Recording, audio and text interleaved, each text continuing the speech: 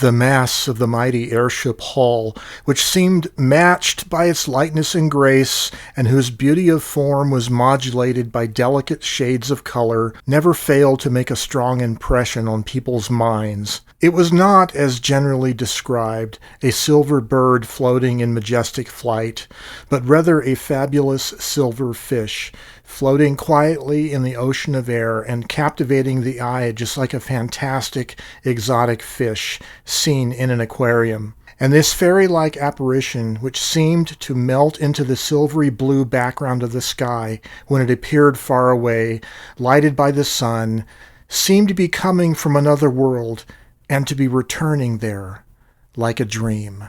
Dr. Hugo Eckener, director of the Zeppelin Company. Good day. I have this big box in my garage, and as you can probably tell, my garage is really small, and it's not really a garage. It is a workshop, laundry room, dark room, and behind the camera there. I got this enormous box. It's about 3.5 feet square and 6 feet tall, and what is in it is a partially completed model of a Zeppelin rigid airship, very lightweight, fragile. I started making this in 2001, so it's like 25 years old, and I've decided that for various reasons we'll get into, but these will be the final days of the Zeppelin, and so what I want to do is first show you what I have built here, and then why I can't keep it. Well, it becomes obvious why I can't keep it, because it's taking up so much room.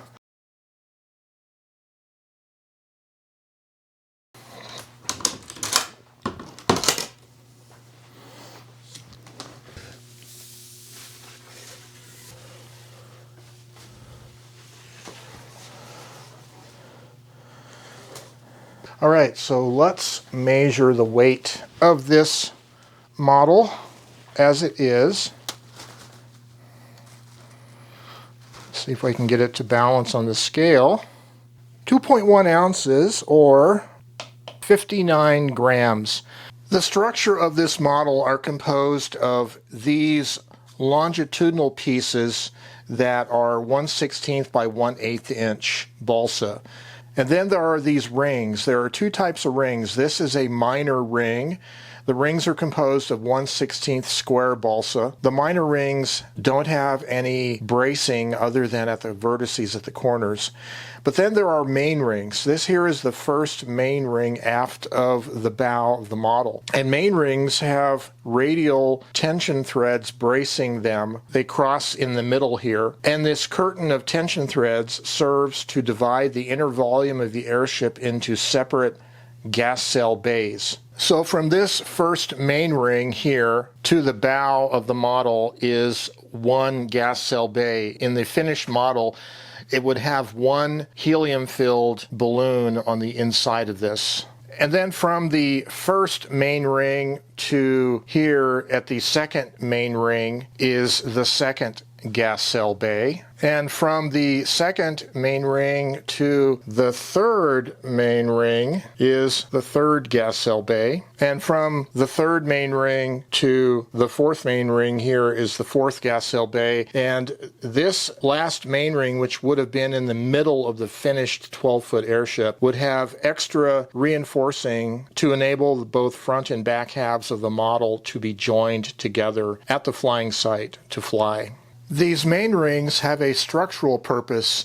They provide rigidity to the overall model at periodic places along the length of the model, making it much stronger than it would be otherwise. I designed this airship model to illustrate some of the structural engineering principles of the real rigid airships, and among these features, the main rings are perhaps the most notable and the most important as far as defining the classic Zeppelin design of rigid airship. Along with the radial tension bracing of the main rings, I also have diagonal bracing on on every one of these panels formed by the intersection of the longitudinals with the rings. And these tensile threads are pre-stressed, pre-stretched, and glued into place with CA glue. So every one of these panels has a reinforcement like this, and this gives a lot of rigidity to the model. It triangulates every one of these panels so they're more rigid. So I experimented with several different covering materials for the model. The first here on these two sections are condenser tissue. Condenser tissue is used in very light indoor model airplanes, and it gets its name from, it was originally used as the dielectric medium of paper capacitors, and I used a dilute rubber cement to adhere the condenser tissue to the frame of the model.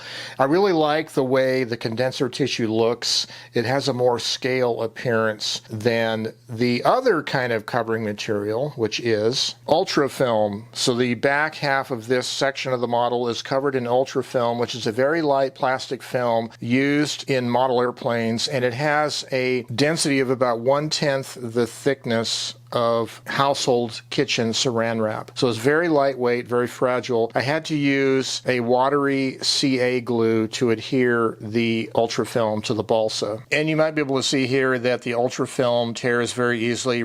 There's a few areas where it needs to be patched and re-glued. So I don't like the appearance of the clear ultrafilm on the model nearly as much as I like the condenser tissue. I patterned the profile of the nose of this model after the German airship Graf Zeppelin. The longitudinal girders meet up at this balsa wood cone on the very nose of the model, where I've reinforced it, and I have a screw eye attached where I could hook the nose of the model into a mooring mast at the flying location.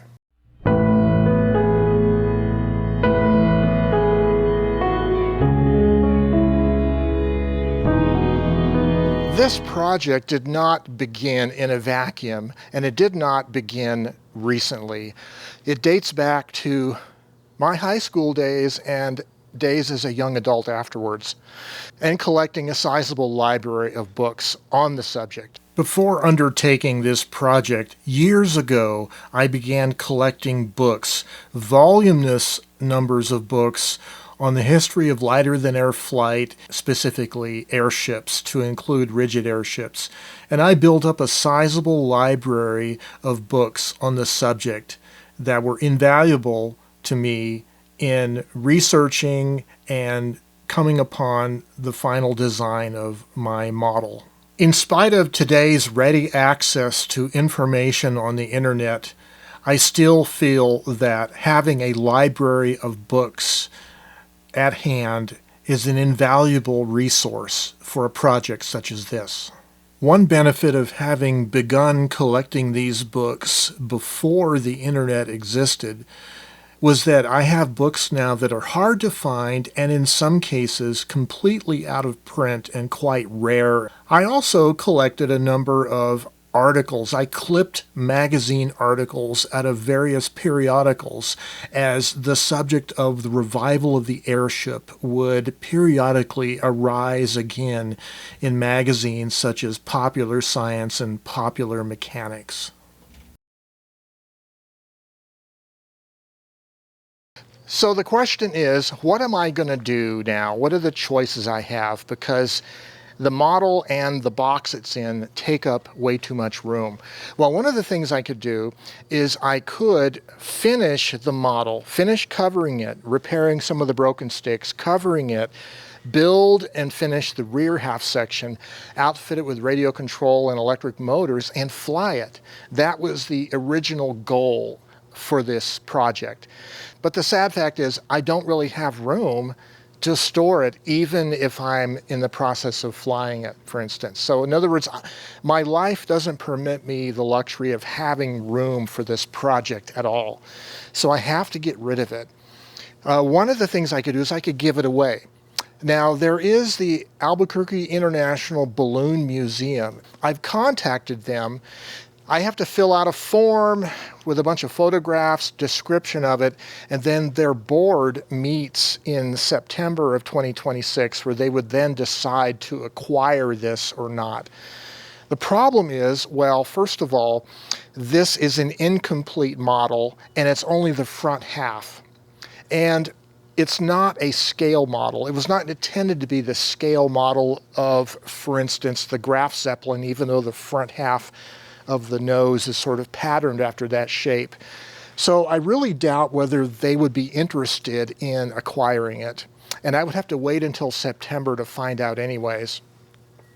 I could also complete this complete model, the 12-foot model, finish it, and then try to submit it to the museum. But again, there's no guarantee they would accept it. The other option is I could give it away to somebody that's interested, including the box that it comes in. And I would be happy if someone emailed me. I'll leave an address down below. If someone emails me and is interested in picking this up, taking it, I would give it to them. Other than that, my only option is to dispose of it. So I will recycle the storage box. It's made of wooden frame covered in corrugated plastic. I can reuse all that material. And as far as the model itself, well, me and some friends were talking about maybe we could Hindenburg it and film it being burned on film. But, you know, in the summer of 2026, here in the western U.S., there are a large number of forest fires burning, and I don't want to risk anything happening with trying to burn this thing outdoors. So I'm going to dispose of it unless I can give it away. That's kind of the sad finishing end to this project. But I think there's an upside as well. In spite of the fact that I can't really go any further with this particular project in my domestic situation, I have no regrets about pursuing the dream. And in fact, the things that I learned to do in the process of designing and building this model were really invaluable. And so my encouragement to you is, if you have a dream to pursue, a creative idea that you want to put forth, go ahead and try doing it. Don't let the fear of failure stop you. You should always pursue those dreams, even if they seem so impractical, because in the process of doing so, you'll learn so much and you'll grow so much. And so, as I leave you today with the end of this project, I want to encourage you to keep on creating, keep on dreaming, keep on pursuing your dreams. Stay creative and have yourselves a great day. Bye-bye for now.